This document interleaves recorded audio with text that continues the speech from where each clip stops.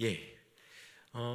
매일 성경을 좀 이렇게 같이 했으면 좋겠다는 생각을 가지고 매일 성경을 시작했습니다. 그래서 여러분들 매일 성경 다 구입하셨죠? 예. 매일 성경을 갖고 시작을 했지만 실제로 큐티를 어떻게 해야 되는지 잘 모르시는 분들이 많이 있습니다.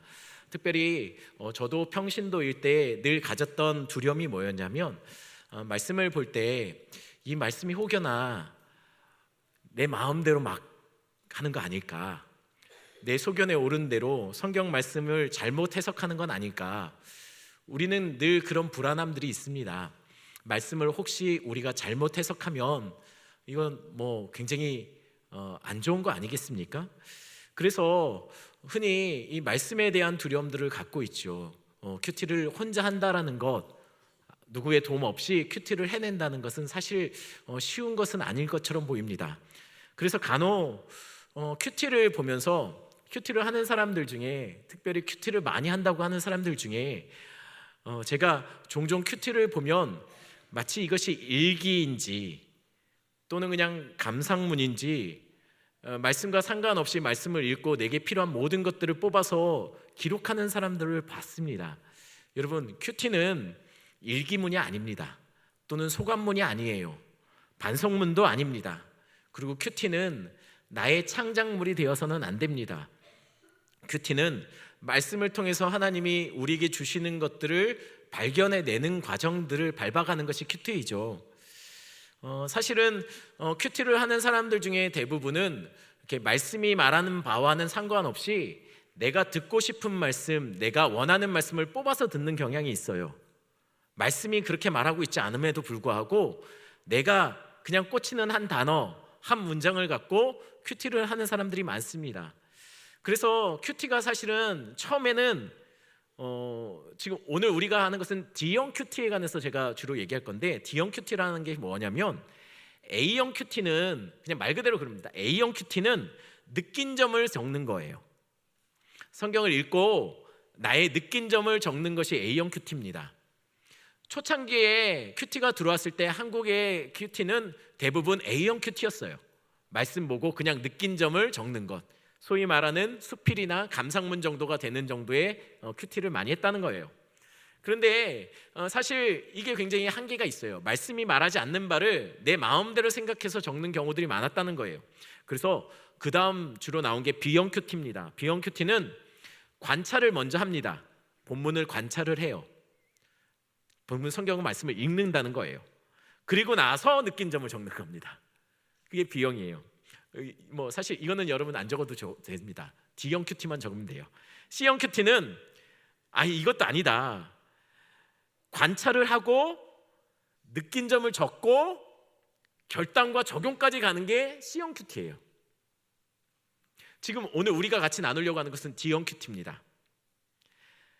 이 관찰을 하고 느낀 점을 적고 적용까지 적는 것, 주로 이게 많은 분들이 하고 있는 큐티 형태예요.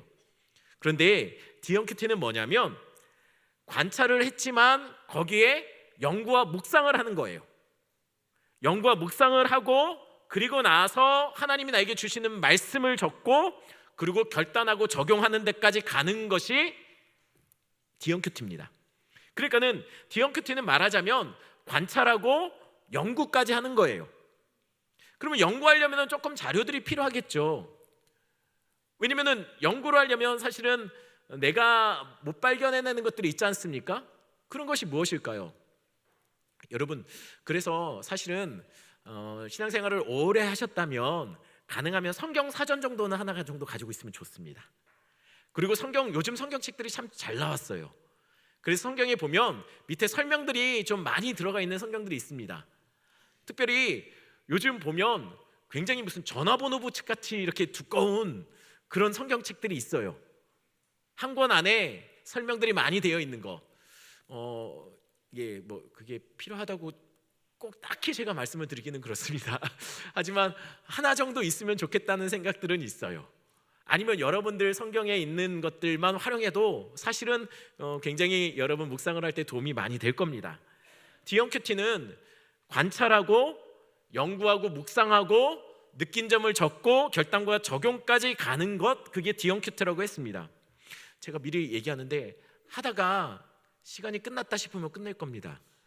제가 다음 주 오후 예배도 제가 저거든요. 그래서 여러분 가능한 한 한번 진짜 같이 큐티 본문을 갖고 저와 여러분들이 같이 해보려고 하거든요. 근데 오늘 할 수 있을런지 못할지 모르겠습니다.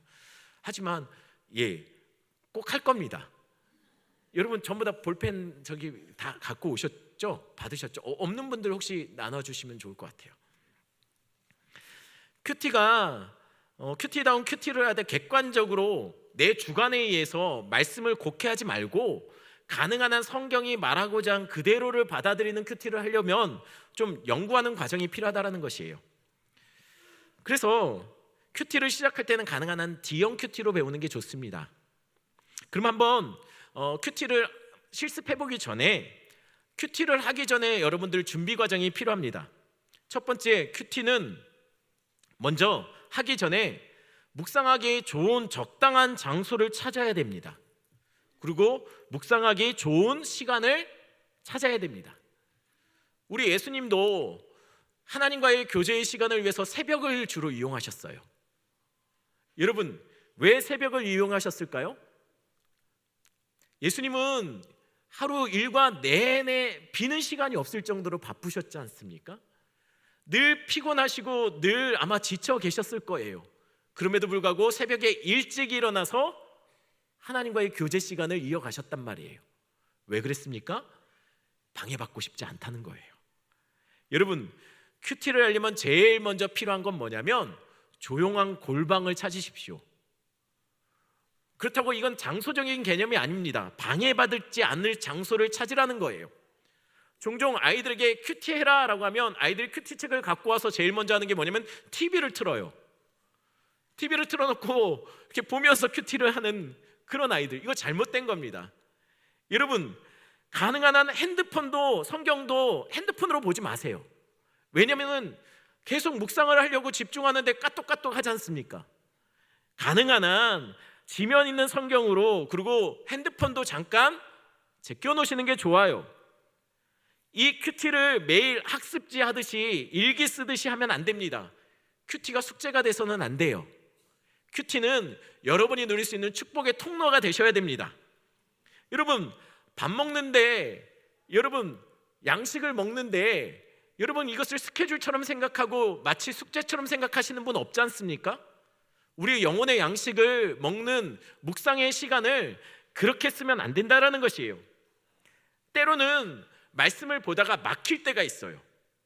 여러분, 제가 설교 준비하다가 막힐 때가 있거든요. 좀처럼 풀리지 않고 좀처럼 이게 해석이 안 될 때가 있어요. 저는 어떻게 할까요? 전부 다 알아서 해야지 그걸 왜 나한테 묻냐는 표정. 막히면은요 일부러 만들려고 하지 않습니다. 그냥 그 자리에 머물면 돼요. 무슨 얘기냐면 막히면 거기께서 멈춰 있으면 됩니다. 근데 어김없이 하나님께서 때가 되면 알려주세요. 저는 주로 막히면 그걸 어디로 갖고 가냐면 새벽 예배 시간에 그걸 계속 묵상해요. 묵상하면 알려주세요. 열어주시는 데까지, 이해되는 데까지만 가면 됩니다. 그래서 큐티는 여러분 시간을 정하는 것이 굉장히 좋지 않은 습관이에요. 큐티는 30분 해야지 하고서 30분 안에 끝나는 것은 별로 좋은 현상이 아닙니다. 큐티는 시작하는 시간은 정해질 수 있어요. 하지만 가능하면 끝나는 시간은 정하지 마십시오. 혹시 시간 스케줄상 여러분들이 그렇게 정한 시간이 있다면 그 시간에 다 끝내려고 할 필요 없습니다. 안 되면 넘어가세요. 때로는 그냥 묵혀두면, 때로는 그것을 갖고 그냥 있으면 언젠가 하나님께서 알려주시고 깨닫게 하시는 순간이 있다라는 것이에요. 여러분, 가장 중요한 것은 묵상을 준비하기 위해서는 조용한 장소를 찾아가셔야 합니다. 왜 하나님께서 애굽에 있는 이스라엘 백성들을 출애굽해서 광야로 데리고 나오셨을까요? 그들 안에 세상의 소리를 듣지 않는 곳, 그곳에서 하나님이 누구인지를 알려주기 위해서였다는 것이에요.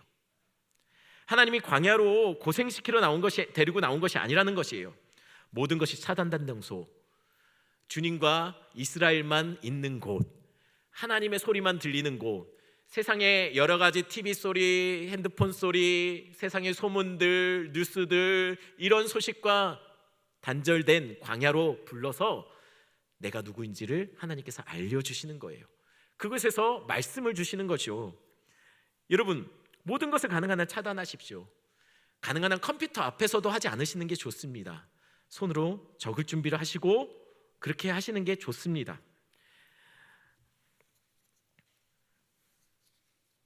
가능한 한 여러분 데이트할 때도 가능한 한 데이트할 때 하도 오래돼서 기억이 안 나실 수도 있지만 데이트할 때 전화가 오면 어떻게 합니까? 웬만하면 중요한 전화 아니면 안 받죠. 안 받길 원하시죠. 상대편이. 왜 그렇습니까? 방해받고 싶지 않다는 거예요. 그런데 데이트를 하고 있는데 계속 노트북 틀어놓고 막 하고 있고 계속 핸드폰으로 전화하고 있고 계속 다른 사람 이렇게 보고 있고 이러면은 이게 데이트가 아니에요. 말씀 묵상의 시간은 하나님과 나와의 데이트 시간입니다. 그분의 음성에 귀 기울이는 시간이에요. 우리가 그분을 만나는 시간이에요. 그분도 만나는 시간이 아니라 그분만 만나는 시간이 돼야 된다는 것이에요. 그러니 우리의 시선을 다른 곳에 빼앗기면 안 됩니다. 필요한 것, 두 번째로 필요한 건 성경책, 필기도구, 노트 등을 준비하십시오. 여러분 매일 성경을 갖다 놓고 가능한 한 거기에다가 필기하시는 게 좋습니다. 그렇게 얘기하시는 분이 있어요. 필기해서 평생 다시 보는 경우 없더라. 그래서 안 적는다. 사실 저도 큐티하면서 적어놓은 것들을 평생 돌아본 적이 별로 없습니다. 그러면 왜 큐티를 하면서 적어야 될까요? 적을 때 이게 종이에만 적히는 게 아니고 내 마음속에도 적혀요. 내 마음속에도 새겨진다라는 것이에요. 그렇기 때문에 적으시는 게 좋아요. 저는 본문 갖고 새벽마다 기도하면서 계속 묵상합니다. 그러다 깨닫는 게 있으면요, 적기 위해서 뭐 하냐면 저한테 제가 카톡 보냅니다. 잊어버리지 않게. 이거 생각난 것을 안 기록하면은요 날아가고 없어져요. 한번 설교 준비하다가 하나님께서 주신 마음이 있어서 이거 맞다 하는 깨닫게 해주셔서 감사합니다라고 해서 다음에 막 그 설교 치려고 막 이렇게 하는데 생각이 안 나요. 기록하시는 게 좋습니다. 가능한 한 기록하시고, 특별히 목사님들이 큐티 본문에 그 설교자들이 큐티 본문에 새벽마다 설교하고 있으니까 새벽에 오시는 분들은 그것을 정리하시고 그것을 연구된 이미 교육자들이 연구해서 설교했던 그것을 가지고 묵상하시면 좋습니다. 그리고 오로지 하나님 말씀에만 집중하도록 다른 연결고리는 끊어버리십시오. 사람과도 가능한 한 좀 멀리. 아이들 되도록이면 아이들 학교 보내고 나서 그 시간을 갖는 것도 좋습니다. 아니면 새벽 기도 시간에 기도하고 그 자리에서 하셔도 좋습니다. 그리고 적당한 분량의 성경을 선택해서 반복적으로 읽는 거 좋습니다. 그런데 이미 매일 성경은 본문이 분량이 나와 있죠. 여러분, 공사를 그 건물을 지으려면, 큰 건물, 높은 건물을 지으려면 제일 먼저 하는 작업이, 가장 많은 소모되는 시간이 뭐냐면 기초 작업입니다. 높이 쌓으려면 깊이 들어가야 돼요. 여러분, 큐티에서 굉장히 귀한 보배를 끌어내려면, 말씀에서 끌어내려면 여러분들 가능한 한 관찰에 오래 머무셔야 됩니다. 말씀을 뻔한 이야기라고 생각하지 마시고 계속 읽으셔야 돼요. 읽으실 때 여러분 주의하실 것이 있습니다. 뭐냐면 성경을 읽을 때 여러분 장절을 너무 의식하지 말라는 거예요. 이 말이 무슨 말이냐면, 원래 성경이 쓰여질 당시에는 장절이 없었어요. 장절은 제가 아는 한에서는 어떤 그 신부가 자꾸만 성경을 찾기가 힘드니까 주소를 적어놓기 위해서 구분해 놓은 거예요. 근데 간혹 장절이 끊기지 말아야 될 때 끊긴 경우가 있어요. 무슨 말이냐면 계속 이어지는데도 불구하고 끊어져 버리는 경우가 있다는 것이에요. 그래서 장은 오히려 넘어가서 거기까지 끊어야지 맞는데, 거기서부터 끊어서 성경에 나와 있는 그걸로 끊어서 한 묶음 한 묶음 다르다 보면 성경에서 말하는 진짜 의미를 놓칠 때가 있다는 것이에요. 여러분, 성경은 한 글자 한 글자 하나님께서 영감으로 하나도 오류 없이 쓰여진 것이에요. 그러면 배치도 마찬가지예요. 배치도 무슨 얘기냐면 사복음서에 간혹 시간의 배열이 다르게 나와요. 사건이 어떤 때는 여기서는 앞에 나왔는데 어떤 때는 뒤로 나오기도 합니다. 이 배열은 일부러 순서를 바꿔놓기도 해요. 메시지를 더 분명하게 하기 위해서죠. 여러분 가끔 드라마 같은 데 보지 않습니까? 드라마 보면 가끔 시간의 배열대로 드라마가 스토리를 얘기하지 않고 어떤 때는 영화나 이런 데를 보면 드라마를 보면 끝나는 엔딩 장면에 먼저 1화에서 먼저 얘기하고 그 다음 다시 과거로 돌아와서 쭈루룩 얘기할 때도 있어요. 왜 그렇습니까? 말하고자 하는 메시지를 극적인 효과를 더 높이기 위해서예요. 마찬가지입니다. 성경도 간혹 순서를 바꾸기도 해요. 왜냐하면 비교하기 위해서죠. 예를 들면 요한복음 같은 경우는 그 여인이 예수님의 발을 씻겼던 그 장면들 나오지 않습니까? 그 다음 장에 뭐가 나오는지 혹시 아십니까?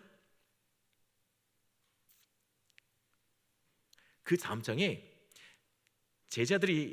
예수님이 제자들이 발을 씻겨주는 장면이 나와요.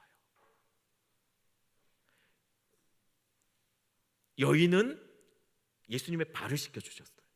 그때 제자들의 반응이 뭐죠? 아니 이 아까운 이 귀한 거를 발 씻는데 다 부어버려? 팔아서 이거를 쓰면 더 좋을 텐데 막 이랬단 말이에요. 가룟유다가. 그런데 다음 장에서는 어떤 일이 벌어집니까?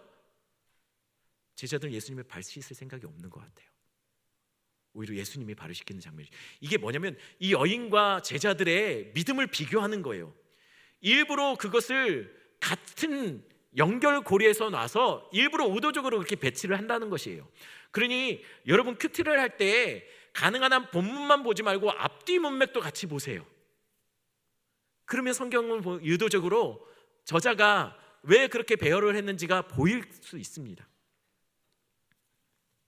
그러면 큐티를 할 때 순서대로 얘기하겠습니다. 준비 과정은 이렇습니다. 첫 번째 큐티를 할 때 제일 먼저 할 것은 여러분 기도하면서 읽으십시오. 왜 기도해야 됩니까? 하나님이 저자시기 때문에 그렇습니다.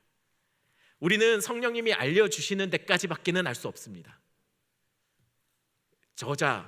저자이신 그분께서 우리에게 알려주시도록 기도하고 성령이 나에게 깨닫게 해달라고, 성령이 아니면 알 수 없는 그것들을 알려달라고 기도하는 마음으로 또 읽기 시작하십시오.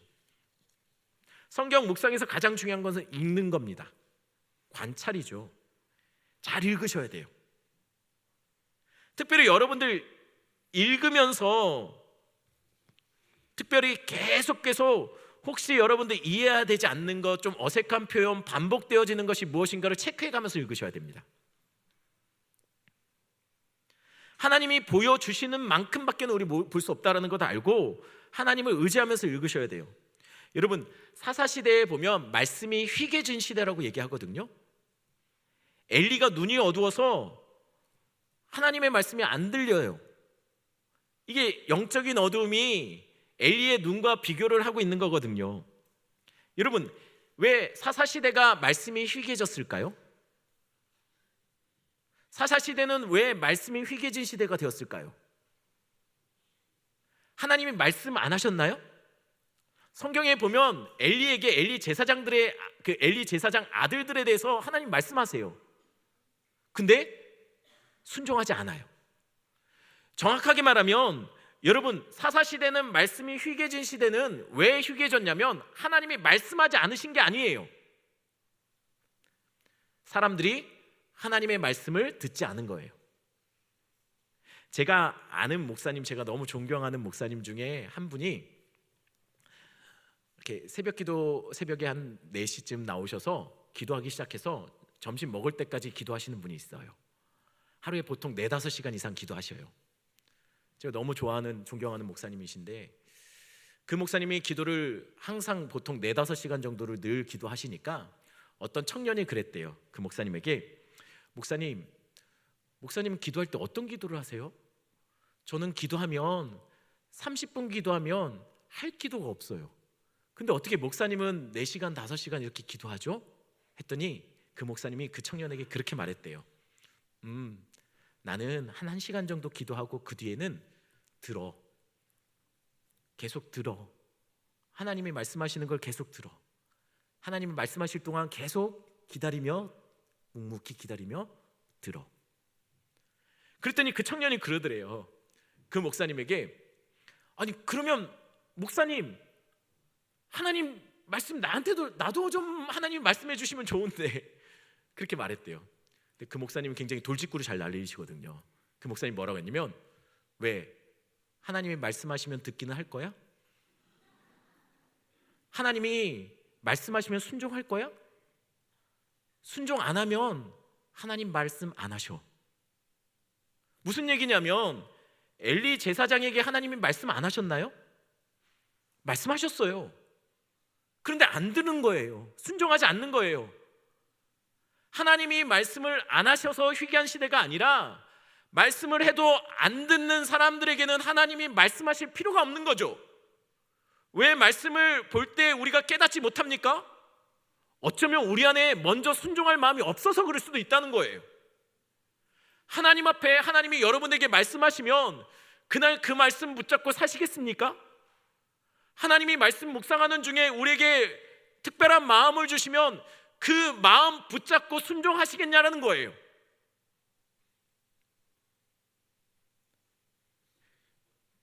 오예배 괜히 온 것 같은데 예. 여러분, 중요한 건 그거예요. 말씀을 깨닫는 것도 중요하지만 말씀에 순종하기로 결단하는 자세가 먼저 필요하다는 것이에요. 그러니 기도하고 읽어가세요. 읽어가시되 하나님 내게 말씀하십시오, 종이 듣겠나이다 라는 마음으로 계속 읽어가세요. 가능한 한 읽는 시간을 오래 머물러 있어야 연구하고 그 다음 묵상하는 단계로 넘어가도 잘 큐티가 잘 이어질 수 있습니다. 대부분의 사람들이 큐티를 하면서 대충 읽고서 바로 연구하고 묵상을 하려고 해요. 깊이 파들어가지 않고 높은 빌딩 세우려면 넘어져요. 무너진단 말이에요. 부실공사 되는 거예요. 가장 중요한 거, 큐티에서 가장 중요한 것은 관찰입니다. 읽는 거예요.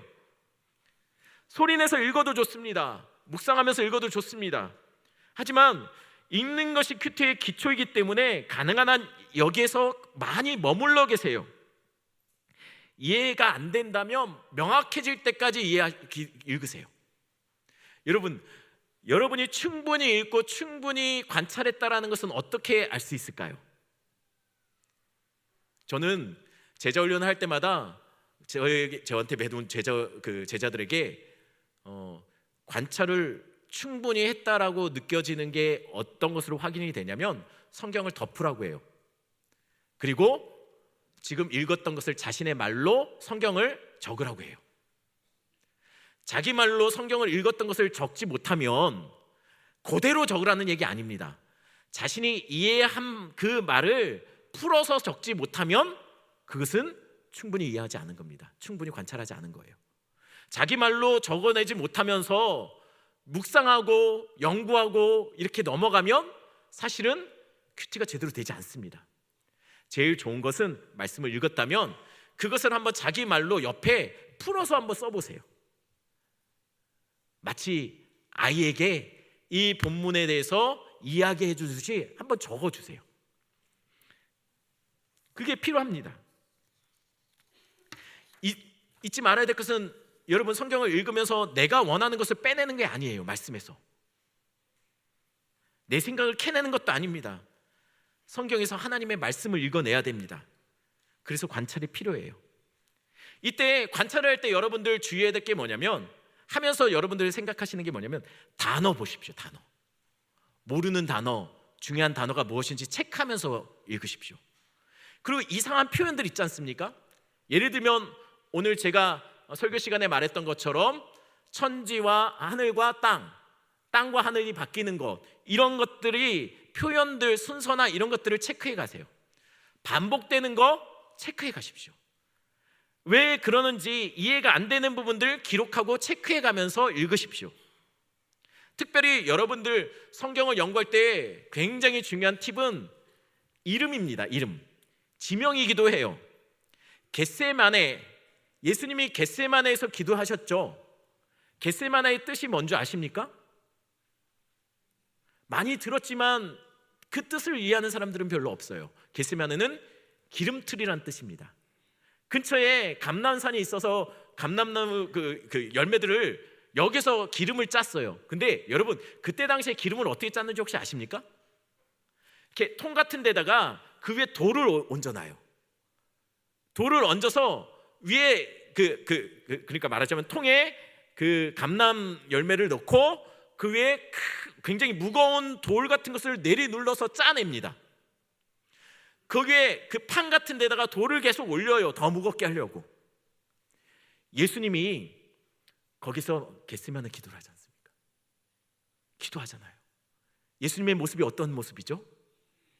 마치 세상 죄에 짊어지고 마치 기름을 짜듯이 온몸이 땀이 핏방울이 되는 그런 모습으로 예수님이 기도하고 계시다는 거예요. 여러분, 지명도 사실은 예수님의 구속사역에 어떻게 이루어질지를 예표하고 있어요. 예를 들면 베들레헴의 뜻이 뭐죠? 떡집입니다. 예수님이 왜 베들레헴에서 태어났을까요? 성경은 예수님에 대해서 이렇게 얘기해요. 그분이 하늘에서 온 생명의 떡이라고요. 생명의 떡 되신 분이 어디서 태어나지 맞습니까? 떡집에서 태어나야죠. 여러분, 지명이나 사람의 이름은 굉장히 중요해요. 특별히 이스라엘의 이름이 이스라엘이 되기 전에 야곱의 이름이 뜻이 뭐죠? 간사함 또는 붙잡다, 속이다, 이런 뜻이에요. 사람의 이름도 굉장히 중요해요. 요한복음 1장 47절부터 보면 예수님이 나다나엘을 만나는 장면이 보여요. 그때 나다나엘을 향해서 예수님이 뭐라고 얘기하는지 혹시 아십니까? 기억하실 거예요. 보라, 이는 참 이스라엘 사람이다. 그 속에 간사함이 없다라고 얘기해요. 여러분, 왜 갑자기 이스라엘 사람이다라고 말하는데 간사함이 없다라고 얘기하죠? 이 간사가 간사가 많죠. 간사가 바로 야곱이에요. 이스라엘과 야곱을 비교하고 있는 거예요. 그리고 나서 예수님이 뭐라고 하냐면, 또 이르시되 진실로 진실로 너희에게 이르노니 하늘이 열리고 하나님의 사자가 인자 위에서 오르락내리락 할 것이다 라고 얘기해요. 예수님이 지금 나다나엘에게 네 속에 간사함이 없어, 네 속에 야곱과 같은 모습이 없어, 너는 이스라엘이야 라는 거예요. 야곱이 이스라엘로 어떻게 바뀌었는지 여러분들 잘 아시죠? 씨름하다가 자기 힘대로 살려다가 하나님이 너 이제 야곱이라 하지마, 이스라엘이라 해 라고 얘기했단 말이에요. 그 얘기는 뭡니까? 이제는 네 힘대로, 네 열심대로 살지마, 내가 너를 대신해서 싸워줄게 라는 거예요. 그런데 지금 나다나엘을 보고 네 속에 지금 간사함이 없다, 네 속에 야곱 없어, 너는 이스라엘이구나. 이 말은 뭡니까? 하나님이 대신 싸워주는 사람이구나. 네 힘으로 살려고 하는 거 아니구나. 그러면서 얘기하는 게 뭡니까? 후에 네가 하늘이 문이 열리고 하나님의 사자가 인자 위에 오르락내리락, 이 장면이 뭘까요? 지금 계속 야곱과 이스라엘을 비교하면서 얘기하는 거예요. 뭘까요? 바로 야곱이 돌베개 베고 잘 때 베델에서 하나님의 사자가 오르락내리락 하는 모습을 크로즈업하는 거예요. 여러분, 사람의 이름이나 그 특별히 나오는 그 이름의 뜻들을 찾아보셔야 돼요. 요즘 성경이 잘 돼 있어서 그거 찾아보면 다 나와요, 성경에. 아니면 가능하면 성경 사전 하나 정도는 갖고 있으면 좋아요. 아니면 좀 성경책 중에 연구하기 좋게 두껍게 진짜 전화번호부 책처럼 나온 성경책들이 있습니다. 혹시 그게 뭔지 궁금하시면 우리 교육자들이나 아니면 저한테 오시면 제가 알려드릴게요. 물론 사주겠다는 얘기는 아닙니다. 관찰이 중요합니다. 관찰이. 가능한 한 관찰을 하면서 왜 이렇게 말씀하셨을까? 이건 무슨 뜻일까? 이 단어는 뭘까? 이 지명은 무슨 뜻일까를 체크하면서 보시는 게 좋아요. 제가 설교 시간에도 계속 이름 뜻이나 이런 것들은 계속 언급하고 가고 있지 않습니까? 그것을 알고 모르냐는 굉장히 중요합니다. 왜냐하면 여러분들도 아시다시피 성경의 인물들의 이름이나 지명들은 굉장히 중요한 메시지를 담고 있기 때문이에요. 힌트를 주는 거예요. 성경은 계시예요. 하나님께서 우리에게 그분의 뜻을 알려주시는 건데, 문제는 알려주실 때 하나님께서 우리에게 알려주시면, 성경을 주시면서 모르겠지, 안 알려줘 이렇게 하신 게 아니라는 거예요. 잘 이해할 수 있도록 힌트를 계속 주셨어요. 근데 성경이 왜 어렵습니까? 그때 당시 사람과 우리가 언어가 다르고 문화가 다르니까는 어려운 거예요. 그러니 그것을 풀어낼 수 있게 여러분들 그 의미들을 찾아내셔야 됩니다. 두 번째로, 여러분 죄송해요. 지금 끝내면 안 되잖아요. 그죠? 예. 연구 묵상입니다. 관찰을 했으면 그걸 갖고 여러분들이 이게 뭘까? 왜 이럴까? 이 이름이 뭘까? 이것을 관찰을 할 때 봤던 거, 체크했던 것을 이제는 연구하고 그것을 묵상하는 시간이에요. 왜라고 말했던 것을 이제는 그것이 왜 그런지를 찾아내고 연구하는 거예요. 자료들을 이용하면 좋습니다. 없어도 가능한 한 성경을 많이 묵상하다가 보면 대부분 풀려요. 성경은 내가 있는 것이 아닙니다. 처음에는 성경을 내가 있는 것처럼 보이죠. 하지만 성경을 관찰하다가 묵상하기 시작하면 이제는 성경이 나를 읽어내기 시작해요. 나의 모습을 드러내요. 성경이 나의 모습을 지적해요. 나를 알려줘요. 깊이 묵상하는 시간이 필요하다는 거예요. 성경을 읽을 때 나의 피로를 보려고 하지 마시고 하나하나 단어 하나에 꽂히지 마시고 전체를 보시면서 묵상해 가세요. 왜 그럴까에 대해서 이 묵상의 시간에 궁금했던 거, 관찰할 때 이상했던 거, 이해가 안 됐던 부분을 갖고 계속 기도하면서 묵상해 보세요. 왜 나다나엘 보고서 참 이스라엘이라고 했을까? 왜 그 속에 간사함이 없다 했을까? 왜 아벨의 제사는 받으시고 가인의 제사는 안 받으셨을까? 그것에 대한 물음의 질문에 대한 관찰할 때 발견했던 그것을 가지고 한번 묵상해 보시라는 거예요. 왜 그랬을까? 라는 답을 내시려는 거예요. 안 내시면 억지로 만들려고 하지 마시고 알려주는 데까지 거기서 멈추면 됩니다. 실습은 못할 것 같은데 제가 스텝 4번째까지는 하고 가겠습니다. 3번째, 느낀 점을 그리고 나서 그 답을 주었다면, 왜, 관찰해서 왜라는 것을 발견했다면 묵상에서는 그것에 대해서 이래서 그렇다라는 것에 대해서 답을 내시려고 노력하세요. 그리고 그렇다면 답이 된 그것을 가지고 느낀 점, 나에게 어떤 말씀인지를 하나님이 지금 무슨 말씀을 하고 계시는구나라는 것들을 발견해 내십니다. 여러분, 가능한 한 저는 그 느낀 점을 얘기할 때 느낀 점 이 부분에서 나에게 어떤 메시지가 있느냐를 볼 때 저는 주로 이렇게 합니다. 만약에 내가 하나님이면 나는 어떻게 했을까? 때로는 가인의 입장이면 내가 가인이었다면 어땠을까? 나는 아벨이 안 미웠을까?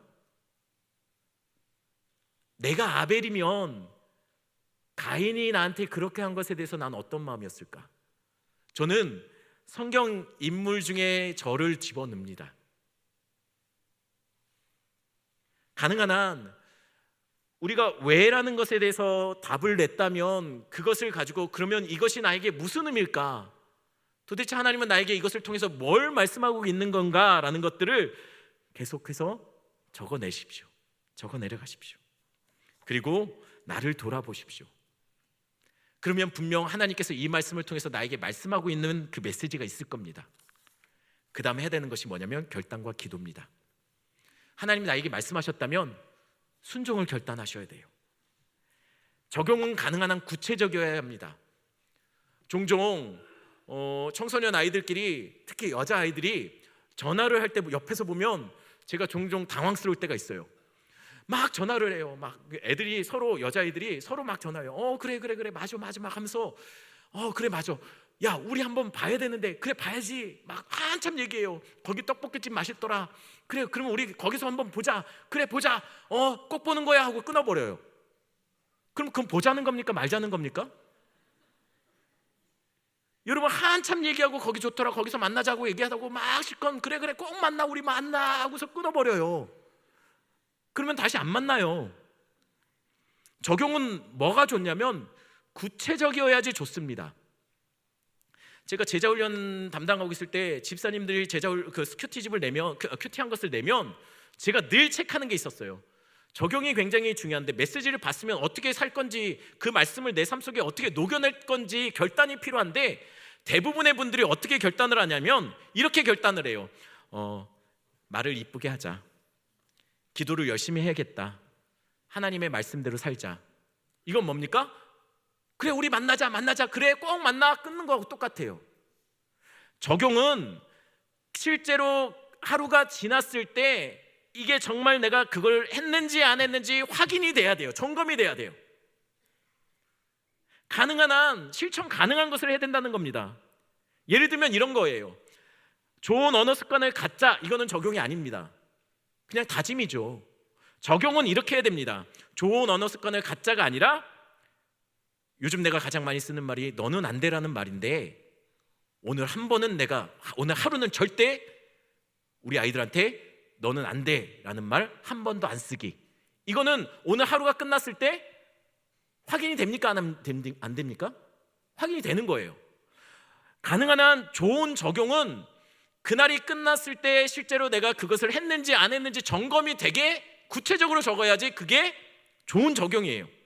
기도 열심히 해야겠다가 아니라 새벽에 일어나서 적어도 새벽기도에 와서 7시 전에는 일어나지 말자, 자리에서 기도의 자리를 지키자. 이것도 적용을 했는지 안 했는지 확인이 되는 거죠. 하나님의 말씀대로 살자가 아니라 큐티에 매일 빠짐없이 큐티를 하고 그날 아이들과 큐티를 나누기, 이런 것은 확인이 된다는 것이에요. 여러분, 말씀을 깊이 관찰할 때 그때 궁금한 것들, 왜 이랬을까를 표시하면서 가다가 그 왜 그랬을까를 가지고 연구를 하셔야 돼요. 답을 내시려고 노력하시고 자료를 보시고 또 묵상하십시오. 왜 그러셨습니까? 하나님께, 성령님께 구하세요. 하나님, 왜 그러셨을까요? 그러면 거기에서 깨닫게 되는 메시지를 가지고, 그러면은 도대체 이게 나의 삶과 하나님 지금 이 말씀을 통해서 나에게 무슨 말씀을 하기 원하십니까? 느낀 점을 적어 가십시오. 그리고 나서 적용을 할 때 가능한 한 최대한 실제 실천했는지 안 했는지를 확인하고 점검할 수 있는 방식으로 적용을 써내셔야 돼요. 이 4개 단계예요. 어렵지 않죠? 실습해보면 압니다. 다음 주에 실습을 할 건데요, 특별히 제가 굉장히 적용을 하면서 풍성해졌던 경험들을 얘기할게요. 제가 대학생 때 큐티를 하다가 하나님께 한번 약속을 한 적이 있어요.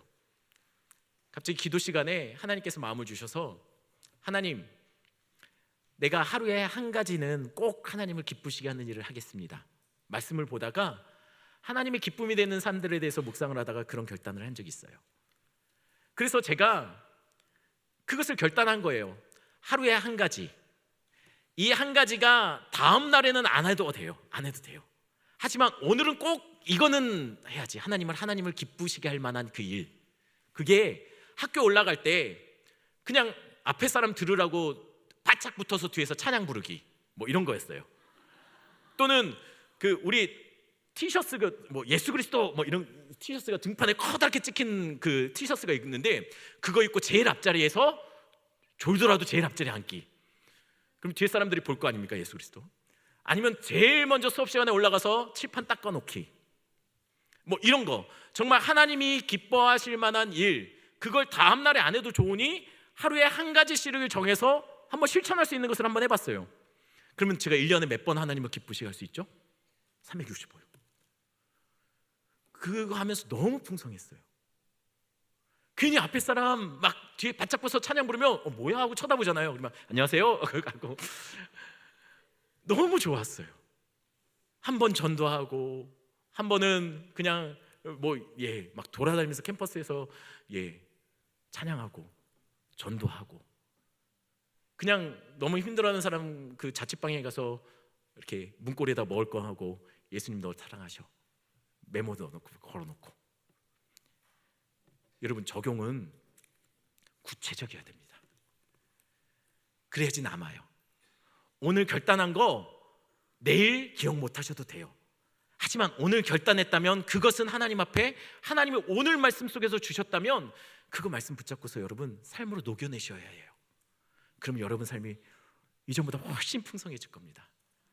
말씀 매일 아침마다 새벽마다 우리 목회자들이 돌아가면서 본문을 갖고 이렇게 말씀을 메시지를 하니 그 말씀 갖고 가능한 한 우리 구역별로 모일 때마다 그 말씀 본인이 묵상한 거 은혜 받은 것들을 나누세요. 그러면 서로 나누고 결단도 나누고 하다 보면 아이디어도 생기고 혹시 내가 묵상을 했는데 해결하지 못한 것들이 있다면 한번 질문을 올려보세요. 그러면 알려줄 거 아닙니까? 가능하면 우리 구역장들은 우리 교육자들과 함께 이 묵상 나눔 방을 좀 했으면 좋겠어요. 그래서 궁금한 거 혹시 구역장들 그 구역별로 말씀 보다가 궁금한 거 있으면 거기다 올리시면 구역장들이 우리 교육자들 같이 있는 방에다가 올리십시오. 그러면 답을 줄 겁니다. 예, 우리 박승희 선생님이 고개 끄덕였으니까 박승희 선생님이 하실 것 같아요. 우리 교육자 중에 누구라도 올려서 그렇게 되면 우리가 창세기를 하고 있는데 창세기를 한번 떼는 거 아닙니까? 그 말씀으로 연구했던 하루 종일 묵상했던 말씀 갖고 저녁에 아이들과 잠자기 전에 잠깐이라도 기도하면서 오늘 말씀 묵상했던 거 같이 나누자. 나누면 그게 가정 예배가 되는 거예요.